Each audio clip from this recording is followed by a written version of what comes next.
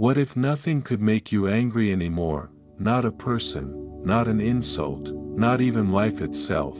Imagine walking through chaos, yet remaining completely calm inside. You don't fight emotions. You outgrow them, you don't suppress your anger. You understand it, and then you let it go. The world will always try to pull you into its storms, but once you learn this, nothing outside you will ever have power over your peace again.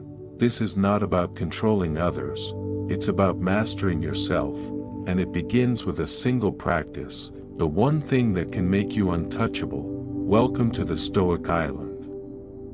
Verb.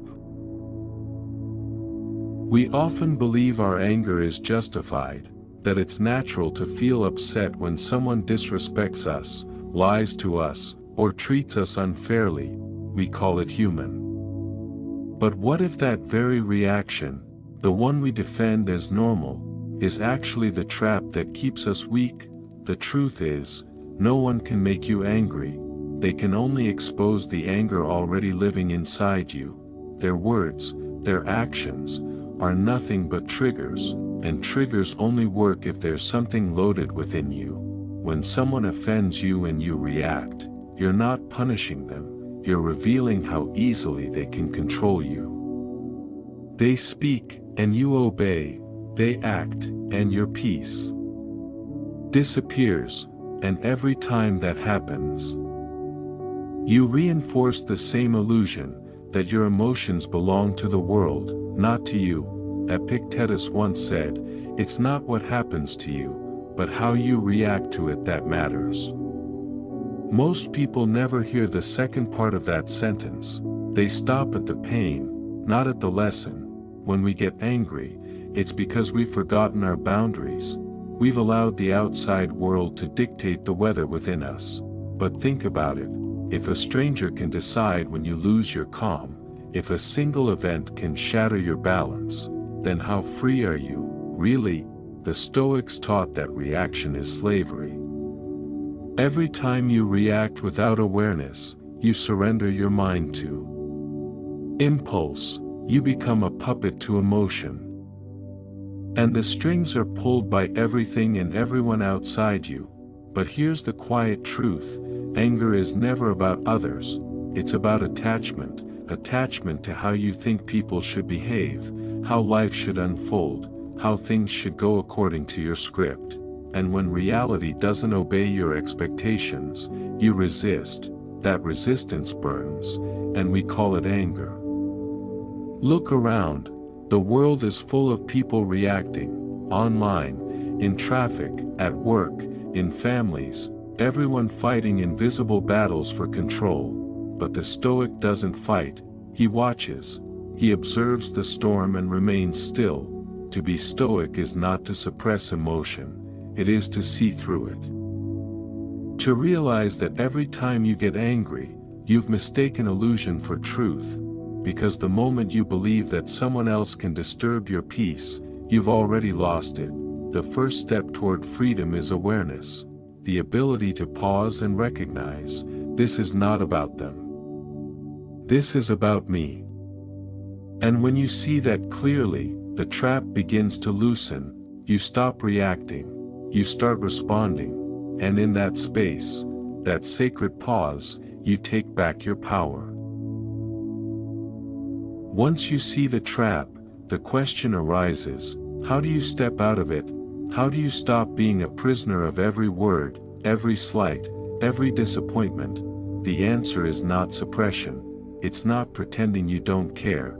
It's not forcing yourself to stay calm while your mind burns inside. The real shift, the Stoic shift, is detachment. But detachment is one of the most misunderstood words in the world. People think it means becoming cold, distant, emotionless. It doesn't. Detachment means seeing clearly. It's the ability to experience everything without being owned by anything. When you detach, you don't stop feeling, you stop clinging. You stop letting the external world decide the quality of your inner world. You stop expecting, demanding, insisting that people or events obey your wishes, you start to see things as they are, not as your ego wants them to be. That's why the Stoic is not unfeeling, he's free. Marcus Aurelius wrote, "If you are distressed by anything external, the pain is not due to the thing itself, but to your estimate of it, and this you have the power to revoke at any moment." That line is the essence of freedom. It means that peace is never stolen from you, it's abandoned by you, the moment you choose to react. Think about it like this: life is a stage, and everything around you is a play, people shouting, storms rising, chaos moving. You can choose to join the chaos. Or you can choose to remain the silent observer, the one who watches, understands, and remains unmoved. That is detachment, not indifference, but mastery. Detachment doesn't make you less human, it makes you more whole, because when your peace no longer depends on conditions, you become limitless. When your emotions are not tied to outcomes, you become untouchable. The world teaches you to fight for peace, to fix people, to fix situations, to make everything go your way. The Stoic teaches you the opposite: to find peace, stop fighting, not because you've given up, but because you've woken up. You realize that no one can disturb you unless you let them, no one can insult you unless you agree with their words. No one can control you unless you react. That's why the Stoic strength feels like still water. It doesn't resist, it reflects, it doesn't fight, it absorbs, and in that stillness lies an unshakable power. You begin to understand that anger, frustration, and pain are not enemies. They're signals, messages reminding you that you've attached your peace to something fragile. So, every time you feel disturbed, use it as a mirror. Ask yourself, what am I still attached to? What expectation have I created? When you find the answer, release it, breathe it out, return to calm. This is the Stoic shift, from reacting to observing, from attachment to clarity, from chaos to control. It's not a single moment of enlightenment, it's a practice, one that deepens every day you choose to pause instead of react. Because when you stop letting the world dictate how you feel, you don't just control anger, you transcend it. You realize that peace isn't something you search for, it's something you return to. It was always there, buried beneath your reactions, your stories, your fears. And when you find it again, the storms of life no longer shake you, they only remind you how still you've become. To master anger, you must first understand it, because anger is not what it seems. It doesn't come from people, or words, or situations. It comes from within, from the friction between how we want life to be, and how life actually is. That friction is pain, and that pain, when misunderstood, becomes anger. You see, anger is never a primary emotion, it's a mask, a disguise for fear, disappointment, or insecurity. Behind every burst of rage lies a quiet voice whispering, "This isn't how I wanted it to be." When you realize this, anger stops feeling powerful. You see it for what it truly is, a cry of resistance, the ego's desperate attempt to fight what already exists. The Stoics understood this well. They didn't seek to eliminate anger by force, they sought to dissolve its cause, the illusion of control. Epictetus taught, when you are disturbed by something, remember, it is not the thing itself that disturbs you, but your opinion about it. So when you feel anger rise, ask yourself, what belief am I defending right now? What story am I telling myself about how this should be? Because anger is not caused by what happens, it's caused by the story we attach to what happens. Someone insults you, instantly, your mind says, they disrespected me. But pause, what if they're just projecting their own pain? What if the insult says nothing about you, only about them? When you truly see that, anger dissolves, not because you've suppressed it, but because the illusion that fed it is gone. Marcus Aurelius once wrote, "The best revenge is to be unlike the one who caused the injury." To understand anger is to understand that revenge is a form of self-harm. When you react in rage, you mirror the very thing that hurt you. You become what you despise. But when you choose calmness, you reclaim your dignity. You show that your peace is not for sale. Think of a calm lake. Throw a stone into it. The ripples form, but the surface soon becomes still again. Now throw the same stone into a pot of boiling water. It overflows. It burns, it loses itself instantly. Most people live like boiling water, boiling with opinions, attachments, and expectations. One word, one event, and they overflow. The Stoic chooses to be the lake, still, deep, and vast enough to absorb everything without losing form. That's not weakness. That's strength refined into silence. The world glorifies reaction. It calls anger passion. It confuses noise with power. But real power is quiet. It doesn't need to shout. It doesn't need to prove. It simply is. When you understand anger, you begin to see its futility. You start noticing how it drains your energy, clouds your reason, and leaves you emptier than before. You realize that no moment of rage has ever made you stronger, only more enslaved, and so you stop asking, "How can I stop getting angry?" You begin asking, "Why was I ever angry to begin with?" That question opens the door to liberation, because every answer leads you back to yourself, to your expectations, to your attachments, to your resistance against reality. And when you see that clearly, anger loses its purpose. You can no longer sustain it once you know it feeds only on illusion. The Stoic doesn't control anger, he outgrows it. He watches it rise like a wave, and lets it pass without drowning in it. Because he knows, the wave is not the ocean, the feeling is. Not the self, and when that truth sinks in, the mind becomes like the sea itself, vast, deep, and untouchable. So the next time you feel anger coming, don't fight it, observe it, ask what it's trying to teach you, and then let it go, for the one who understands anger is no longer ruled by it. Now that you understand anger, its illusion, its root, its nature, the question becomes simple: what do you do when it rises? Because awareness is the foundation, but practice is the bridge between knowledge and peace, and that's what this truly means. It isn't a secret technique or hidden mantra. It's a way of living, a disciplined practice of detachment. Here's how you begin. Step 1. Pause. Before you react, stop. Even for a single breath, because the first few seconds after you're triggered are sacred. That's where your power lives, in the small gap between stimulus and response. In that pause, the ego wants to speak, to defend, to strike back. But if you stay silent for just a moment longer than your impulse, you break the chain of reaction. You remind your mind, "I am not my anger." This single pause is where mastery begins. Step 2. Observe. Don't suppress your emotion. Observe it.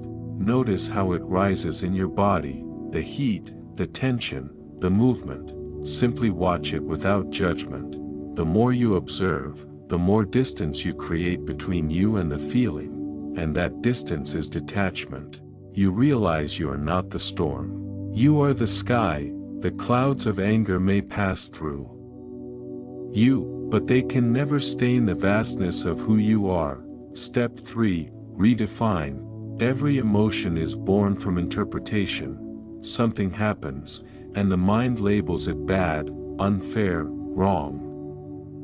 But what if it's none of those things? What if it's just life, unfolding in its own rhythm? Ask yourself, is this truly bad, or just not what I wanted? Most of our anger comes not from harm, but from inconvenience. The moment you rename the event, its power fades. You are not the victim of the world's cruelty, only of your own expectations. Step 4. Release. This is where most people struggle. We love holding on to anger, because it gives us a sense of importance, a feeling of I'm right. But that righteousness is poison. The longer you hold it, the heavier you become. So, when you catch yourself feeding the fire, choose instead to breathe it out, with each exhale.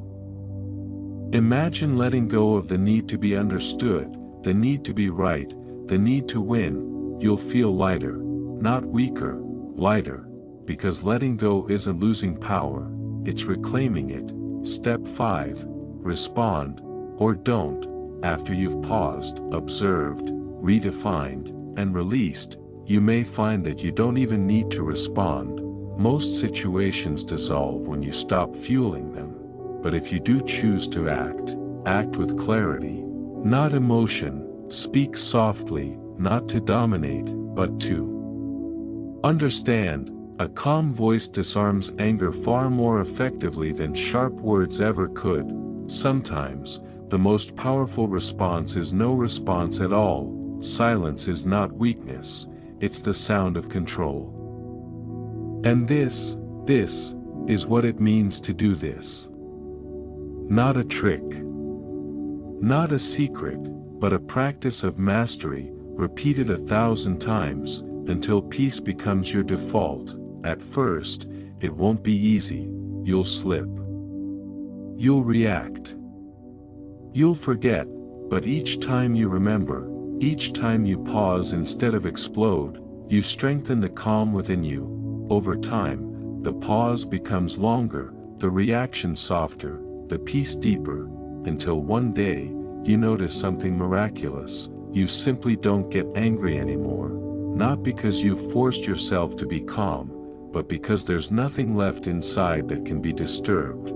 That's the real power of Stoicism, not suppression, not control.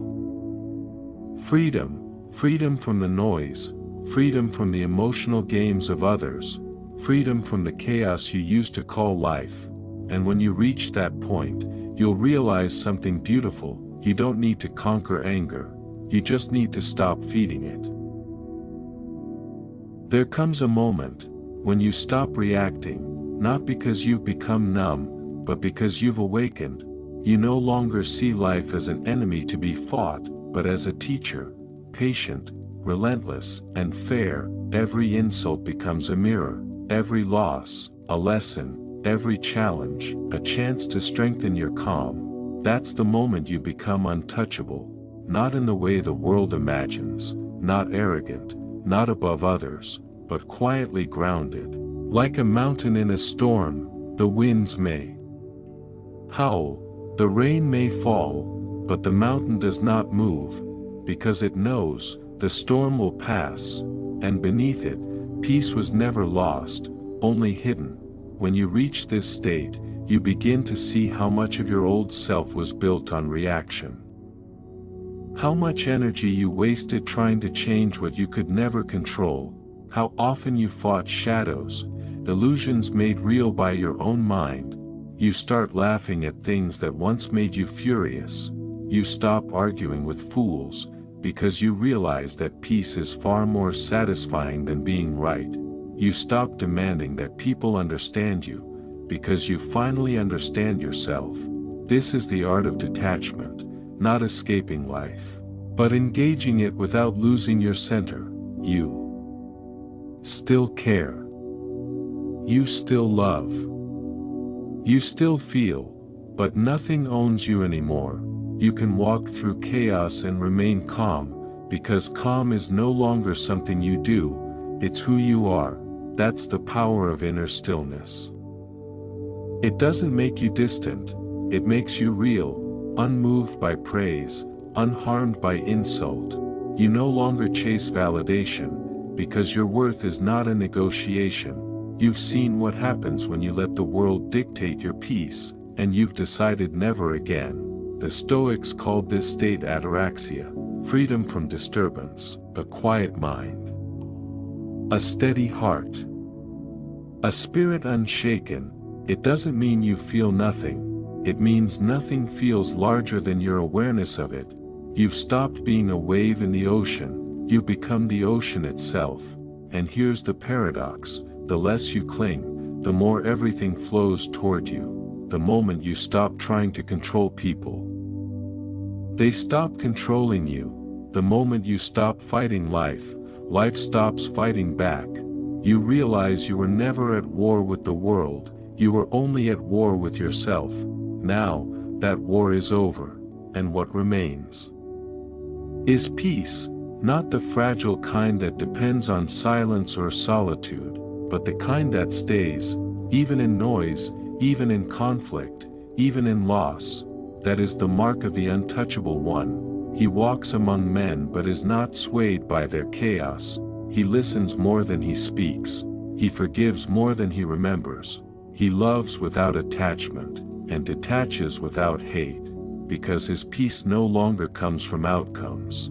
It comes from alignment with truth, the truth that you control nothing but yourself. The truth that pain is a teacher, not a punishment, the truth that no one can disturb you unless you allow them to. So when life tests you again, and it will, smile, remember what you've learned, remember that every storm is just another chance to prove how deep your calm has grown. And when anger calls your name, don't answer. When chaos knocks, stay still. When the world screams for your reaction, offer silence. Because silence is not empty, it's full of power, the power of the one who has mastered himself. The one who no longer needs the world to be calm. Because he already is. Welcome to the Stoic Island. If you've made it this far, it means something in you is ready, ready to stop reacting, ready to stop running, ready to find peace in the middle of the noise. You don't need the world to change, you don't need people to behave, you just need to remember who you are, the calm beneath the chaos, the silence beneath the storm. That's what the Stoic Island is about, a place not on a map, but within you, where wisdom meets stillness, and strength wears the face of peace. If this message found you when you needed it most, stay a little longer. There are more lessons waiting here, more reminders to help you rise above the noise. Subscribe, not for more videos, but for more moments like this, moments that remind you, you are already free, you are already untouchable. Welcome home, to the Stoic Island.